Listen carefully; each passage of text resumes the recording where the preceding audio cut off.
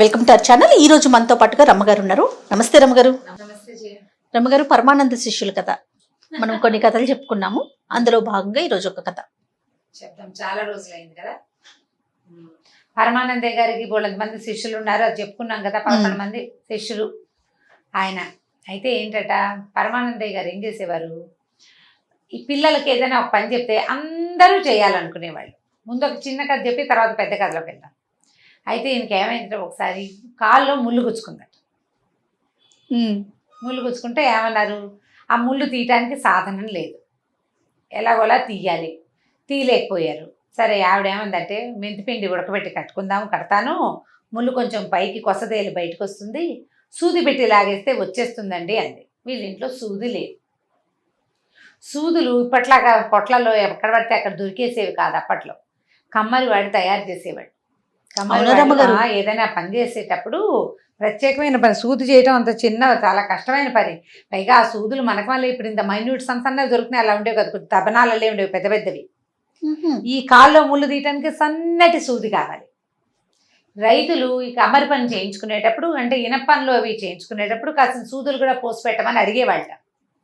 అప్పుడు ఇంట్లో దాచిపెట్టుకునేవాళ్ళు. అత్యవసరాలకు చుట్టుపక్కల వాళ్ళు వేళ్ళింటికి వచ్చే సూదులు ఎత్తుకు తీసుకెళ్ళి మళ్ళీ వెనక్కి తెచ్చిచ్చేవాళ్ళు. అది చాలా కష్టమైన పని. పెద్ద పని చేయించేటప్పుడు ఈ పని కూడా చేయించుకునేవాళ్ళు. సరే, ఈయన ఏమన్నాడు, ఒరే సూది కావాలరా, మన ఇంట్లో సూది లేదు, వెళ్ళి ఎక్కడైనా ఎవరింట్లో అయినా సూది ఉందేమో కనుక్కోమన్నాడు. కనుక్కోమంటే అవతల సందులో ఎగువ వీధిలో ఉన్న ఒక రైతు దగ్గర సూదులు ఉన్నాయి. వాళ్ళ ఇంటికి వెళ్ళి తెచ్చుకోండి అని ఎవరో చెప్పారు సలహా. వీళ్ళు ఏం చేశారు, పొలోమని 12 మంది పోయారు. 11 కాదులే, 12 మంది అయి ఉంటారు. అంతా వెళ్ళారు. సూది కోసం వచ్చామంటే మా గురుగారికి కాళ్ళు ముళ్ళు గుచ్చుకుంది అన్నారు. అనేసరికల్లా ఆయన అన్నాడు, ఏంటి ఇంతమంది వచ్చారు, పెద్ద సూది ఉండేది ఇంతమంది ఎందుకు వచ్చారంటే, గురువుగారు ఏ పని చెప్పినా మేమందరం కలిసే చేస్తాం, ఇచ్చేయండి అన్నారు. ఒక్క సూదిని ఇంతమంది ఎలా పట్టుకుంటారు? సరే, ఆయన ఎక్కిరిస్తూ అతను రైతుకు నవ్వొచ్చింది వీళ్ళ ధోరణి చూసి. మా వెనకాల పెద్ద తాటిబంద ఉంది బాబు, దాన్ని గుచ్చుతాను, తాటిబందని మోసుకెళ్ళండి, అందరూ పట్టుకెళ్ళినట్టు అవుతుంది సూదిని అన్నాడు. అనగానే వీళ్ళు రెడీ అయిపోయారు. ఇంత సూదిని పెద్ద తాటిబందు కేసు కట్టి అది ఎంత ఉంటుంది, దాన్ని మోసుకెళ్ళొద్దు. అయినా సరే ఈయన ఏం చేశాడు, తీసుకెళ్ళి ఆ తాటిబందుకి ఒక చోట గుచ్చాడు. ఆ బొందని మోసుకుంటూ పోయారు. తాటి చెట్టు మొదలంటే ఎంత పొడుగుంటుంది, పొడుగ్గా. అది మోసుకుంటూ తీసుకెళ్తే గురువుగారు ఆశ్చర్యపోయారు. ఏమిట్రా నాయన అది మోసుకొచ్చారు, ఇదేమిట్రా అంటే, సూది తెచ్చాం గురువుగారు, మమ్మల్ని అందరినీ తెమ్మన్నారు. ఆయనేమో ఇంతమంది సూది ఇలా మోసుకెళ్తారు, ఇలా తీసుకెళ్ళండి అన్నాడు, అందుకు తెచ్చామంటే ఏడ్చినట్టుందని అనుకున్నారు గురువుగారు. మెల్లిగా సూదితో పని అయిపోయింది. సూది మళ్ళీ యథాప్రకారం తాటిబందు గుచ్చి తీసుకుపోయిచ్చి వచ్చారు. అది వాళ్ళ తెలివి అనమాట. వాళ్ళ తెలివితేటలు ఆ లెవెల్లో ఉంటాయి. సరే, ఏమైందట, గురువుగారికి ఆ ఊరు నుంచి ఈ ఊరు నుంచి కబుర్లు వచ్చినాయి, రమ్మంటున్నారు. ప్రతి చోటకి కాలి నడకని వెళ్ళాలి, నది ఏరు దాటాలి, నది ఉంది మధ్యలో వచ్చినది, దాన్ని దాటాలి. గురువుగారు పెద్దవాడు, నడవలేడు. ఇంతమంది శిష్యులు వీళ్ళంతా నడిచిన గురువుగారు పాప నడవద్దు. అందుకని ఏమనుకున్నారు గురువుగారు, ఎలాగైనా సరే ఓ బండో ఓ గుర్రమో కొనుక్కోవాలండి మనం అన్నారు. సరే, గురువుగారు అన్నాడు, ఒరే బండ్లు అవి మరి పెద్దవిరా, గుర్రం అయితే ఏమింది, ఇప్పుడు బండి అనుకో, బండిలో గురువుగారికి ఒకళ్ళిద్దరు ఎక్కించుకుంటే మిగిలిన వాళ్ళందరూ ఎక్కుతామంటారు, అంతా కలిసి చేస్తారు కదా వాళ్ళు, అందుకని అది వద్దులేవర్రా, ఒక గుర్రాన్ని వెతుకుదాం అని చెప్పాడు. సరే, పిల్లలు ఏమన్నారు, విద్యార్థులు చుట్టుపక్కల ఊళ్ళలో చూసి గుర్రం ఎక్కడైనా సలీస్గా మంచి రేటు దొరికితే తెస్తామంటే ఆయన ఏం చేశాడు, 35 వరహాలు చేతిలో పెట్టాడు. గుంపంతా పోయారు గుర్రాలు కొనటానికి. ఒక గుర్రం కొనుక్కు రావాలి, ఏముంది ఆవులు కొనుక్కు రావటల్లా, అలాగే గుర్రం కూడాను అని అనుకున్నారు. అయితే ఏమైంది, ఒక ఊళ్ళో, అంటే చుట్టుపక్కల ఊళ్ళలో ఒక ఊళ్ళో చాలా గుర్రాలు ఒక పొలంలో మేస్తూ ఉంటాయని, అక్కడికి వెళ్తే వాళ్ళు ఏదైనా ఒక గుర్రాన్ని కొంచెం బేరం సాగిచ్చి ఇస్తారని వీళ్ళు తెలుసుకోగలిగారు. ఆ ఊర్లో కనుక్కుంటూ వెళ్ళారు. సరిగ్గా వీళ్ళు వెళ్ళిన పొలం పక్కన ఒక బూడిద గుమ్మడి తోట ఉంది. బూడిద గుమ్మడి కాయలు ఎప్పుడు చూడలే పాపం వాళ్ళ జీవితంలో. తోట నిండా అక్కడక్కడ గుమ్మడికాయలు కనపడుతున్నాయి. బూడిద గుమ్మడి పాదు కాయ బాగా పెరిగాక పాదు కొద్దిగా ఎండిపోతుంది, అంత గ్రీన్గా ఆకులుగా ఉంటుంది, పువ్వు పిందెలు అయిపోతాయి కదా, అంతంత గుమ్మడికాయ తెల్లగా. బూడిద గుమ్మడికాయలు ఎలా ఉంటే పైన బూడిద పూసినట్టు ఉంటాయి, కనపడేసరికల్లా గుర్రాలు ఉన్నాయి పక్కనే, పొలంలో పక్కనే బూడిద గుమ్మడి తోట, ఈ పాదులు ఉన్న చేను కనపడేసరికల్లా అవి ఏమిటండి అని అడిగితే, ఆ చెయ్యను కాపలా ఉన్నవాడు పక్కనవి, ఆ గుర్రాలు గుడ్లు పెట్టాయి అని చెప్పాడు. చెప్పేసరికల్లా వీళ్ళు అనుకున్నారు, గుర్రాలు గుడ్లు పెడతాయన్నమాట. ఎంత బాగున్నాయి, ఎంతంత గుడ్లురా, ఇంత గుడ్డులోంచి ఎంత పిల్ల వస్తుందో, ఇంత కోడిగుడ్లోంచి బుచ్చికిమని ఇంత పిల్ల వస్తుంది, చిన్న పక్షి గుడ్డులోంచి అంత పిల్ల వస్తుంది, ఇంత గుర్రపు గుడ్డులోంచి ఎంత గుర్రం వస్తుంది. ఆలోచించుకుని ఏమనుకున్నారు, ఒక పెద్ద గుర్రాన్ని కొనే బదులు బోల్డ్ రేట్ అయిపోతుంది, ఒక గుడ్డు కొనుక్కెళ్తే సరిపోతుంది, బాగుంటుంది కదా అని ఆలోచించి ఆ తోట కాపలా ఉన్న పెద్ద ఆయన వెళ్ళిపోయాడు. ఒక కుర్రాడు ఉన్నాడు. ఆ కుర్రాన్ని బతిలాడారు, బాబు ఒక గుర్రపు గుడ్డు అమ్ముతావా, మేము కొనుక్కుంటామన్నారు. అనేసరికల్లా వీడికి నవ్వొచ్చింది. డబ్బులు వస్తాయి కదా అని, అలాగేనండి, కానీ గుర్రం గుడ్డుని మీరు ఏం చేస్తారండి అయ్యవార్లు మీరంతా అని అన్నాడు. ఏముంది పొదుగుతాం అన్నారు. పొదుగుతారు, ఎలా పొదుగుతారండి అంటే, ఏముంది పక్షులు చేయటంలా మేము చూడలా, మా ఇంటి దగ్గర బోళ్ళు కాకుగుళ్ళు ఉన్నాయి, పిచ్చి గుళ్ళు ఉన్నాయి, పక్షి గుళ్ళు మాకు తెలుసు, కోళ్ళు కూడా నాకు తెలుసు. గుడ్డు ఉంటుందా, దాని మీద కోడి కూర్చుంటుంది, అట్లనే లేదా తల్లికి పక్షి కూర్చుంటుంది. తల్లి పిచ్చిక వెళ్ళిపోయినప్పుడు తండ్రి పిచ్చిక కూర్చుంటుంది, ఎవరో ఒకటి కూర్చోవాలి అంతే.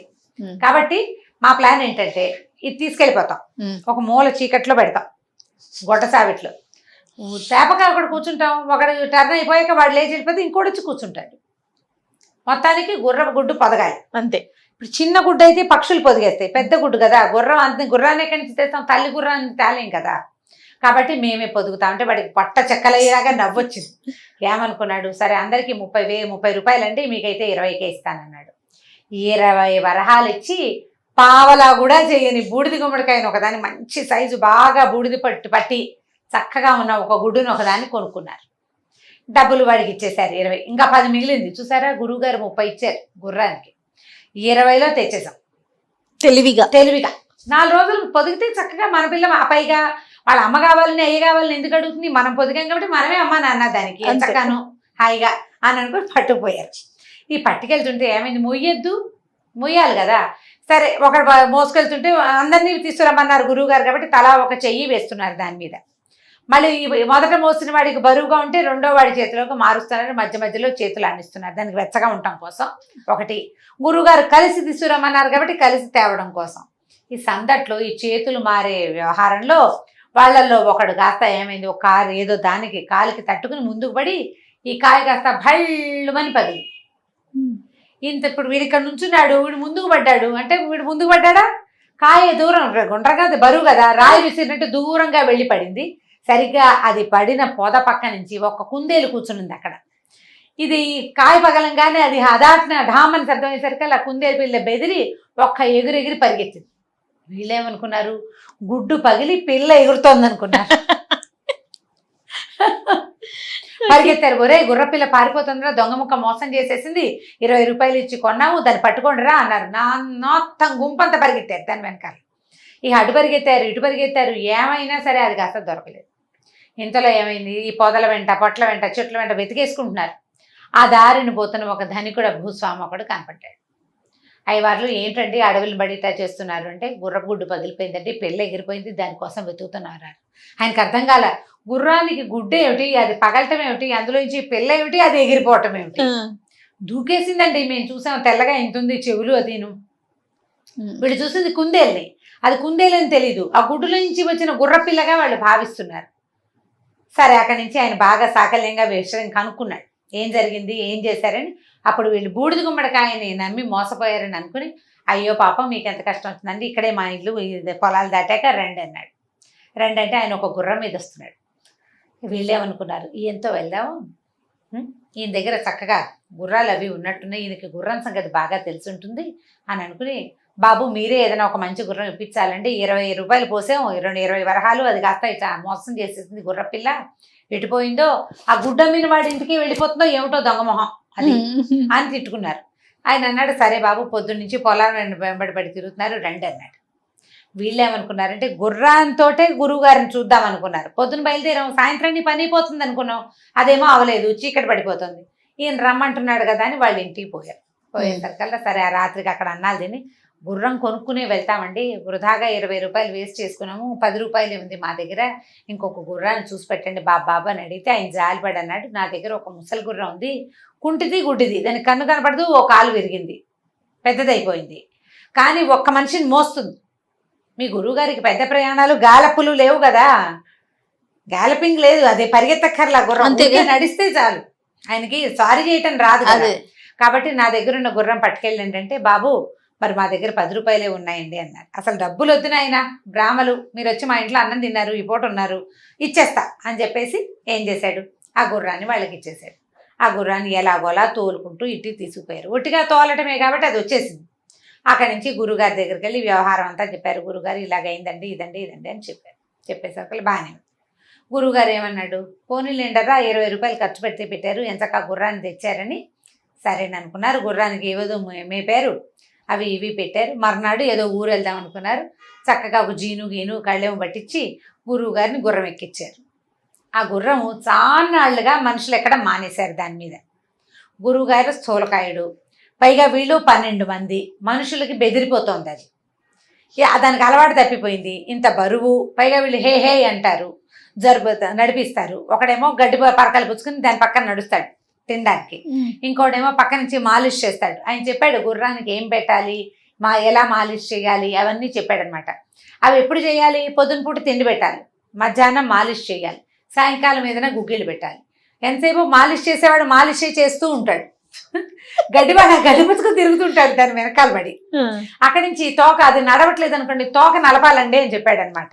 తోకను గట్టిగా నలిపితే నడవాలని తెలుస్తుంది అన్నాడు. ఇప్పుడు గురువుగారు ఎక్కిన దగ్గర అది నుంచునే ఉంది, దాని తోక ఒకటి నలుపుతూనే ఉంటాడు, అదే పని వాడికి. ఒకడు రుద్దుతాడు, ఒకటి గడ్డి పుచ్చుకుని నడుస్తాడు. ఎలాగోలా నడిస్తే అది 2 అడుగులు ముందుకేస్తుంది, 3వ అడుగు వెనక్కేస్తుంది, గుండ్రంగా ఒకచోటే తిరుగుతుంది. ఎందుకంటే దాన్ని సంవత్సరాలుగా కట్టేసి ఉంచుతున్నారు. రాట చుట్టూతా తిరగటమే గానుగెద్దులాగా అలవాటైపోయింది. అది వెనక్కి తిరిగి ఇలా రౌండ్ గా తిరుగుతుంది. హే హే అంటారు, అప్పుడు 2 అడుగులు ముందుకేస్తుంది, మళ్ళీ వెనక్కి తిరుగుతుంది. గురువు గారు విసిగిపోయాడు ఆ ప్రయాణంతో. ఏం చేసినా అది ముందుకు నడవటల్లా, ఏమీ లాభం లేదు. అక్కడి నుంచి ఏరు దాకా ఎట్లాగొట్లా ఇలాగే ముందు వెనక, ముందుకు 2 అడుగులు వెనక్కి 3 అడుగులు చొప్పున వేసుకుంటూ ఏరు దాకా చేరారు.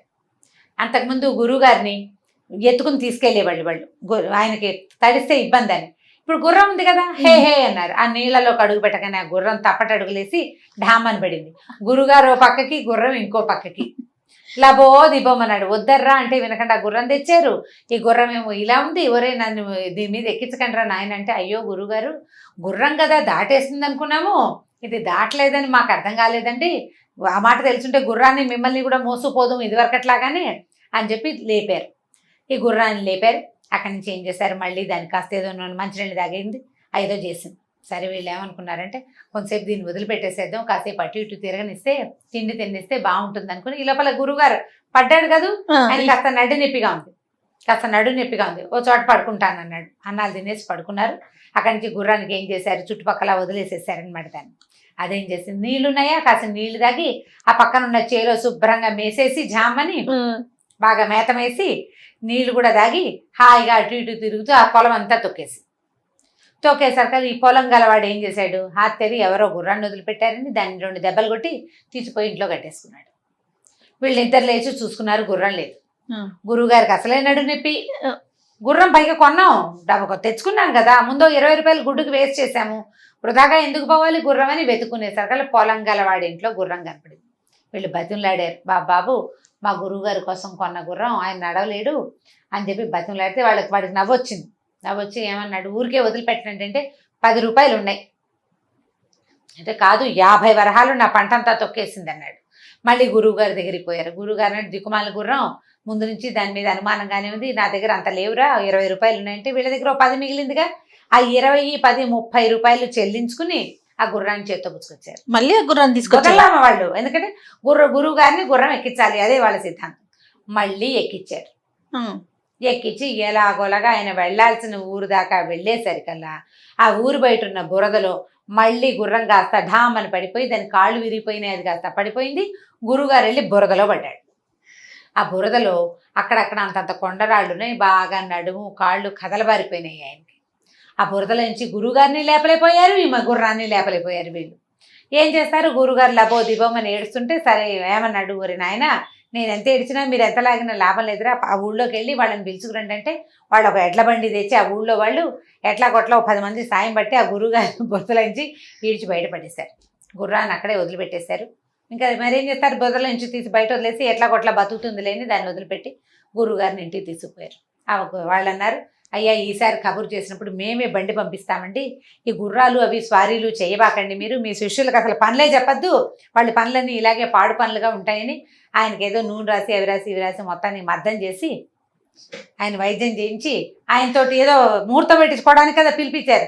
ఆ ముహూర్తం ఏదో పెట్టించుకుని ఎడ్ల బండి ఇచ్చి పంపించారు. ఈ ఎడ్లు మనమేనా అని సంతోషపడ్డారు వీళ్ళు. ఆ ఎడ్లకు కూడా తిండి పెట్టి చంపేస్తారని వద్దురా నాయన మనకి ఎడ్ల బండి వద్దు, దించి వెళ్ళిపోతుంది, మళ్ళీ అవసరమైనప్పుడు బండి పంపించమని మాట్లాడుకుందాం రా అని చెప్పేసి గురువుగారు ఏం చేశాడు, ఈ 12 మంది శిష్య పరమాణువుల్ని వెంబడ పెట్టుకుని ఇంటికి వెళ్ళిపోయాడు. కథ కంచి మనం ఇంటికి. చాలా బాగుంది అసలు. గుడ్డు పెట్టడం ఏమిటో అది మరీ విచిత్రం. కానీ ఇవి నిజంగా జరిగిన సంఘటనలు అంటారు రామగారు, లేకపోతే మనకి అయ్యిందంటారు జయ, ఎప్పుడో ఏదో శాపవశాత్తు వాళ్ళు పుట్టారని అదని చెప్తారు. కథలు సరదాగా వినడానికే కదా. అంతే. మూవీ కూడా ఒకటి ఉండాలి కదండి, రామారావు గారిది పరమానంద శిష్యుల కథ. బాగుంటుంది సినిమా. నేను కొంచెం సేపు చూసానండి, అప్పటికి వీళ్ళంతా రాలేదు శిష్యులు. మొత్తం సినిమా మీ అమ్మాయికి కూడా చూపించు, ఎవరెవరు పరమానంద శిష్యుల కథ చూడలేదు వాళ్ళందరూ లాక్డౌన్ లో చక్కగా పిల్లలకి చూపించండి. ఎన్టీ రామారావు గారు మహా చక్కగా ఉంటారు, కేఆర్ విజయ, ఎన్టీ రామారావు గారు, ఇంకా అంతే. నాగయ్య గారేమో గురువు. నాగయ్య గారి శిష్యుల వీళ్ళంతా, నాగయ్య గారి శిష్యులు వీళ్ళంతా. సినిమా బాగుంటుంది. ఈ కథ ఎలాగ, ఈ కథ అందులో లేదు, అందులో ఇంకా కొన్ని వేరే కథలు ఉంటాయి. ఓకే, బాగుంటుంది సినిమా, అది కూడా చూడొచ్చు. ఒక కాలక్షేపంగా ఉంటుంది కదా, అదే అందుకని స్టోరీ బేస్డ్ కథలు. అందులో ఉన్న కథలు కొన్నిటిని మనం వాడచ్చు పిల్లలకి చెప్పడానికి కూడా, సరదాగా చూడొచ్చు. రైట్ రామ్ గారు, నమస్తే అండి. నమస్తే. ఈ వీడియో కనుక మీకు నచ్చినట్లయితే లైక్ చేయండి, షేర్ చేయండి. మరిన్ని వీడియోస్ కోసం మా ఛానల్ ని సబ్స్క్రైబ్ చేసుకోండి.